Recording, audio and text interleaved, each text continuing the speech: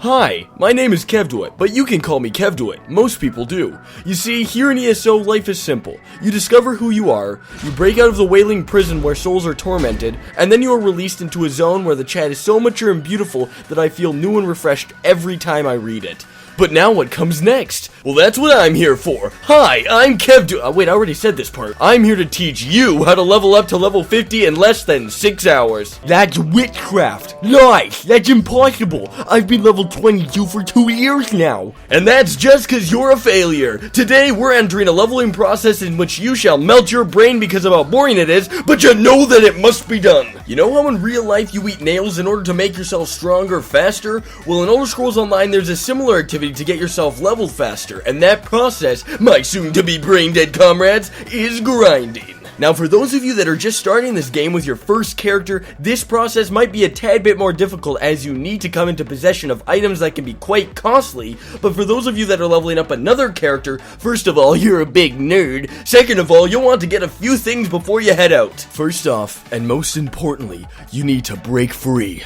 You need to go where no homeschooler, like me, has gone before. You need a friend. Yup, having a partner come along with you on your adventure is a 100% must right here. Get somebody that is a higher level than level 50 and is an experienced player. That way, when you die while grinding, you can blame them to feel better. Having a partner is super beneficial in quite a few ways. The XP you gain from enemies will pool together. Even if you didn't kill the enemies yourself, you get an XP bonus when in a group with another person. It makes killing large groups of enemies a lot faster. And lastly, I need friends. Next up, it's time to acquire a few sets of training gear. But Kevduit, a few sets? All I need is one, right? Will this actually end up benefiting the progressive and ongoing process of the difficult and mind-meltingly lame technique that is known as grinding? Good question, Question Elf. Alright, so maybe you don't need multiple sets of training gear, but I would highly recommend it to speed things up. You're gonna be leveling so incredibly fast that all of a sudden you're gonna have grown out of your armor level-wise as fast as a child grows out of a baby blanket. But of course, I'm totally fine if you want to be that 40-year-old person in public with their baby blanket,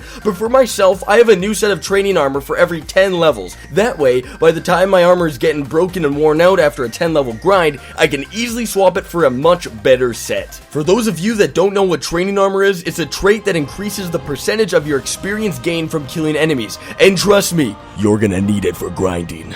I'd say to improve your training gear to at least blue for each set, which gives quite an increase of XP gained, and if you're feeling wasteful, go ahead and upgrade to purple. I'm not judging you, you rich, snobby, lousy scum of the earth, no good. Also, make sure to make your set a combination of different heavy, medium, and light armor types, and having at least one of each type of weapon to help you level in each skill tree, or in the specific tree that you want leveled. Next up, it's time to acquire one of the best leveling items in the entire game, Psyduck Ambrosia. This is a 50% increase to your experience gained in everything you do, and it lasts for a solid half an hour, so make sure that you are only going to use it when you are just about to start beating the living tar out of all those inferior beings. Also, make sure to grab some soul gems for yourself, because nobody likes a person who does this. Hey, buddy. Hey, buckaroo. Hey, what you doing, partner? Guess what I don't have? Finally, and not something completely needed, but still very helpful, ESO Plus. This basically tosses marriage in the garbage as it gives you the exact same amount of bonus experience as the Ring of Mara without having to be forced into a group with that specific person. Finally, all of the preparations are out of the way. You've got your training gear, you've got your potions or experience scrolls, maybe you picked up ESO Plus or got married, and you've got your leveling partner. He told me he'd kick me from the guild if I didn't come. Oh, you. So, all you need now is your location, and I've got 2 amazing locations for you, both in Hrothgar. But Kevduit, are you telling me that I need to acquire the Orsinium DLC in order to achieve this intense level of leveling? I sure am! You see, I tested out grinding in the regular zones, but not a single location gave me even half as much experience as these places in Hrothgar do. Plus, there were always people interfering, and I was constantly having to run around, wasting time getting from location to location, and it just wasn't worth it. Why? Why wouldn't they Why wouldn't they just let me grind? Here in Hrothgar, your character level is scaled to the region, which means that congratulations! Your level 5 inferior nerd skills are now champion level 150. This means that the enemies you kill will always be the same level as you, meaning that you're never gonna have to move location to location. The first location that you're gonna want to go level at is Rekindlelift, a dwarven dungeon infested by something a lot scarier than dwarves as you venture in deeper, and that infestation is orcs. As you run past all of the dwarves, you'll finally come across orc enemies, in which you'll start at the bottom of this cliff, pulling all the orcs from there up to the next batch of orcs, just ready to be killed and looted. From there, pull the middle section of the orcs to the orcs that are sitting in a little cavern, as well as the enemies up on the cliffside. With this many enemies, without a partner, you'd be dead. And how can you justify dying to an orc? You can't, okay? They're so lame. Next, head up to the large flat area where you're gonna pull 3 dwarven centurions and a bunch of smaller enemies to the middle of the room to then just kill them off quickly. As you head further up the trail and fight off the dwarven enemies along the way, you'll come to a plateau where you can pull both orcs and Spider-Man robots at the same time. Head down a small little cliffside path, slaughter more inferior beings, and now we're gonna go cliff jumping. Head down to this little cliffside corner, hold your shield button, and slowly slide down the cliff into a giant horde of dwarven enemies. Here you're gonna kill another dwarven centurion, a bunch of smaller dwemer, and then you're gonna start the loop all over again. Proceed until you've hit level 50 or your brain melts,